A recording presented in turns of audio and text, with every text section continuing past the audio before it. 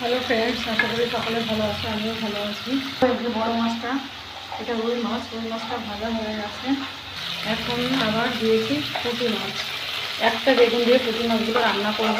আর রুই মাছটা শুধু আদা জিরে দিয়েই করবো, আদা জিরে লঙ্কা দিয়ে। যেহেতু মাছ ভাজার পরে অনেকটা তেল রয়ে গেছে, ওই জন্য আমি একবারে ফোড়নটা দিয়ে দিলাম। দুবার করে ফোড়ন দেবো না, তাহলে তরকারিতে অনেক তেলের পরিমাণ বেড়ে যাবে।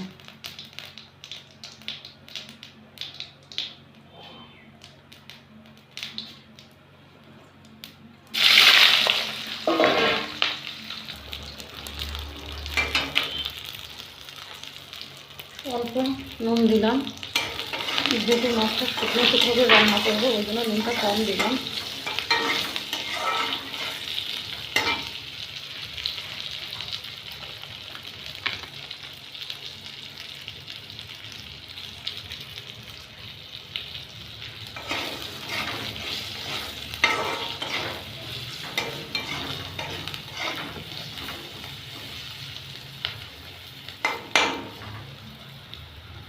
যেহেতু ছোট মাছ, তাই এই দেখো এই সামান্য একটুখানি আদা দিয়ে দিলাম।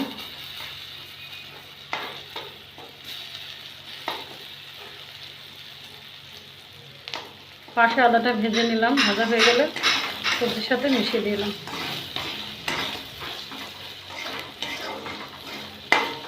বেগুনটা খুব সুন্দর ভাজা হয়ে গেছে, এখনই ঝোল দিয়ে দেবো। সামান্য একটু ঝোল দিয়েছি, একটা বেগুন, তার জন্য মনে হচ্ছে ঝোলটা অনেক। এখনও ঝোলটা ফুটবে, ফোড়ন দেবো, মাছ দেবো, ওই জন্য এইটুকুন দিয়েছি। ঝোলটা ফুটে উঠেছে একটুখানি, যেহেতু বেগুনটা ভালো ভাজা হয়ে গেছে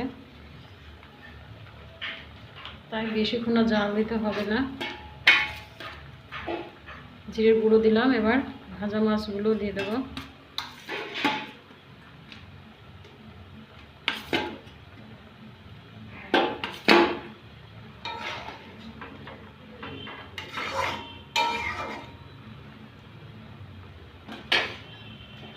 এইবারে ঢাকা।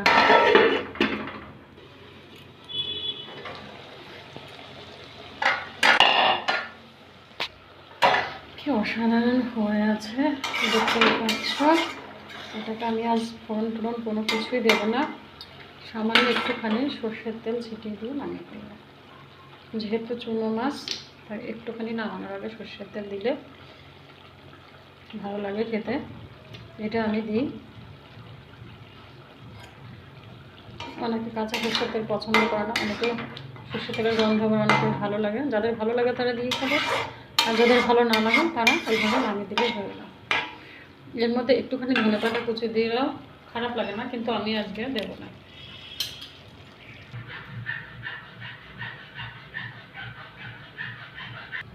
ছোট মাছটা হয়ে গেল, এবার বড় মাছের প্রস্তুতি।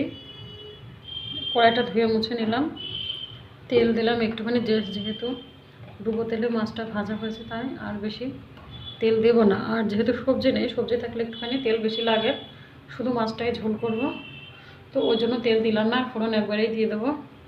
তেলটা দিলাম,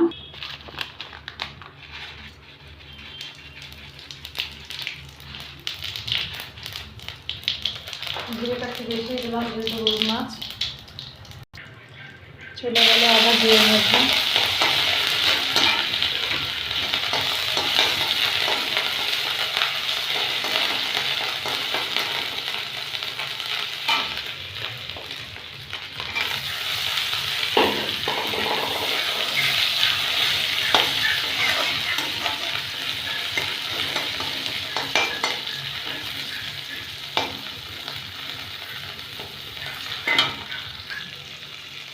দেবো সামান্য একটুখানি নুন,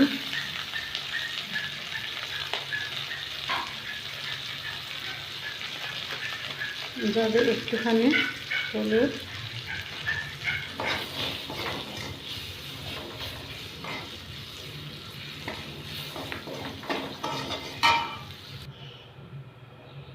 আদা জিরে ভালো মতো ভাজা হয়ে গেছে, লঙ্কাটাও ভাজা হয়ে গেছে, তার মধ্যে দিয়ে দিয়েছি ঝোল।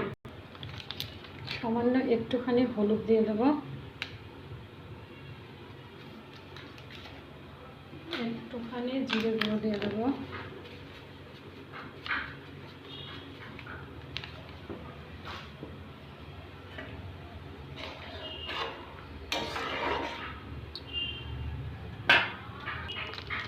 একটুখানি গোলমরিচ দিলাম যাতে রুই মাছের গন্ধটা কম বোঝা যায়, তার জন্য।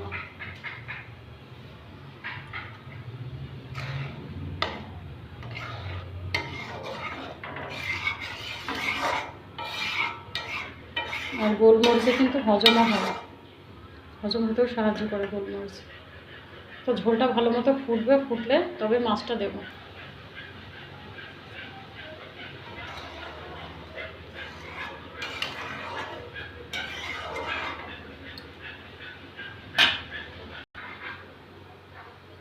ঝোলটা জাল হয়ে গেছে, মাছগুলো আলতো করে দিলাম ছেড়ে। এখন দেবো একটুখানি ঢাকা। এই যে ডিপ ডিপ হলুদটা দেখা যাচ্ছে, একটুখানি বেশি হয়েছে, তবে ঢাকা দিলে হলুদটা থাকবে না। দিয়ে ঢেকে দিলাম।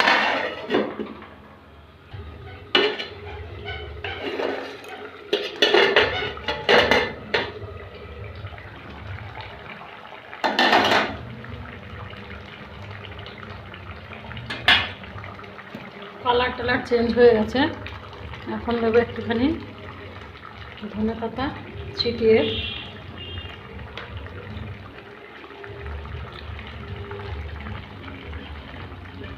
জালটাকে একটুখানি কমিয়ে দিলাম আস্তে।